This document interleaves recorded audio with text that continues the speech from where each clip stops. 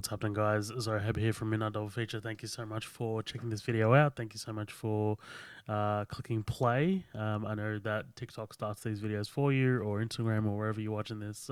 But either way, thank you so much. So The Crow 2024. So this movie, you might have heard by now, has had quite a negative reception. And look, man, I'm going to come on here and I'm just going to say I don't love saying I hated something or I love disliking something. I definitely don't. No one sets out to make a bad movie. And I know that makes me sound like I'm on my high horse, but, if you sit through the credits of any of these movies, you can just see how many people worked on these movies. And sometimes decisions are just out of their control. And so look, this is preempting a very sort of negative review of this movie, quite clearly, and I don't mean to come off as like me on my high horse or anything like that. I just don't think that I don't relish coming on here and giving a negative review about anything. But that being said, I just thought that this was you're going to see people who are like, oh, this was shit. And yes, it kind of is to an extent. I'm going to say it's uninspired and unimaginative. This is obviously. It's not a reboot of the original Brandon Lee film. It's more of a direct adaptation of the comic book. So let me just have a look here. I'm so unprepared for these things. But so The Crow is directed. Yeah, so The Crow was directed by Rupert Sanders, and Rupert Sanders, you might remember, kind of like got in some shit about about uh, about dating Kristen Stewart back in the day. He directed Snow White and the Huntsman, Ghost in the Shell, the Scarlett Johansson remake.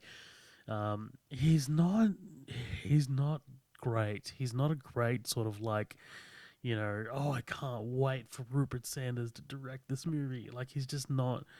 That's not his vibe. I'm just reading here. He passed the offer to direct the fifth Pirates of the Caribbean movie.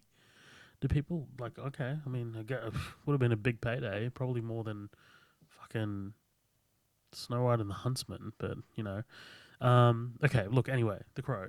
Bill Skarsgård. Bill Skarsgård's awesome. I love Bill Skarsgård. If you haven't seen Barbarian, check it out. Obviously, he was Pennywise in It. He's been in a whole bunch of things by now. Um, I think he's kind of bringing it in this movie, but the script's just letting him down.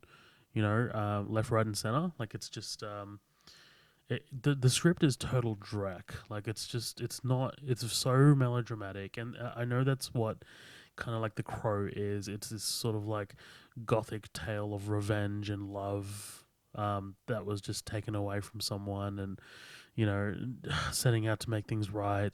I completely understand. I've seen the original film. I enjoyed the original film. It's been quite a while since I've seen it, and it's tragic what happened to Brandon Lee. But I think they took the surface level of what they thought that people thought was cool about that movie or great about that movie and sort of like amped it up here. But they didn't really sort of like bring the nuance. I don't look. Here's the thing. I don't think that the original Crow film is particularly nuanced, but it has more to chew on than this does. Um, F FTA FKA Twigs FTA Twigs. What kind of name is that? I don't know. Whatever the female lead, she's terrible. FKA Twigs. I don't even know who the. She was not great. I'm sorry. I'm sorry. You can just tell she's not an actress. And once you see Danny Houston pop up, you're like, oh, okay, cool. He's the bad guy because he's the bad guy in everything. Wonder Woman, X Men Origins, Wolverine, even Succession to an extent. He's just evil in everything. And his villain was just totally forgettable and is like dispatched in like the most forgettable way. Yeah, look, it's just it's a nothing of a movie, and my partner asked me. We left the cinema in complete sort of like silence, and we drove home. We just talked about other things. We didn't really talk about the movie. Um, and I didn't want to like sort of like rain on her parade in case she liked it. And she messages me today, and she's just like, hey, I forgot to ask, did you like the movie?" And I said exactly what I felt, which is, I don't think so. It was just a whole lot of nothing. And that's kind of what it is. It's a whole lot of nothing. It's really, really not worth your time, which is kind of a bummer for me to say because I know that this has been in development hell for so long. And I really wish that someone kind of come in, some kind of like director with a vision could have come in and really sort of like put their mark on this thing. But this movie doesn't have like any soul. It doesn't. I mean, like I guess that's ironic. But yeah, it's got no life to it. It's got no. Yeah, it just doesn't feel like anything, and that is the most unfortunate part of this. It's like there are terrible movies out there, and then there's movies that are just that have no identity that just kind of get lost in the shuffle that maybe you suspect to just be like I just made so a studio can hold on to the rights of something.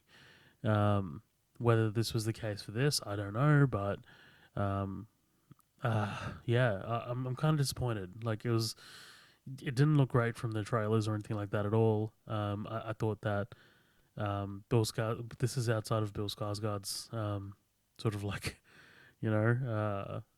he's better than this. And yeah, like I said, man, just a whole bunch of nothing. It was maybe $50 million. Jesus Christ, that's fucking money laundering right there. Anyway, look, I can't say anything more about it other than it's not great and it's not worth your time.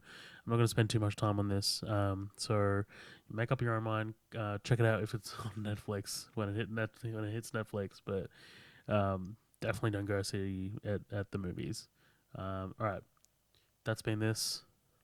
See you guys next time. I don't know. I guess I'm still trying to come up with a signature for this. But yeah, thanks for following. Thanks for watching. Check out the podcast. Thanks, guys. See ya.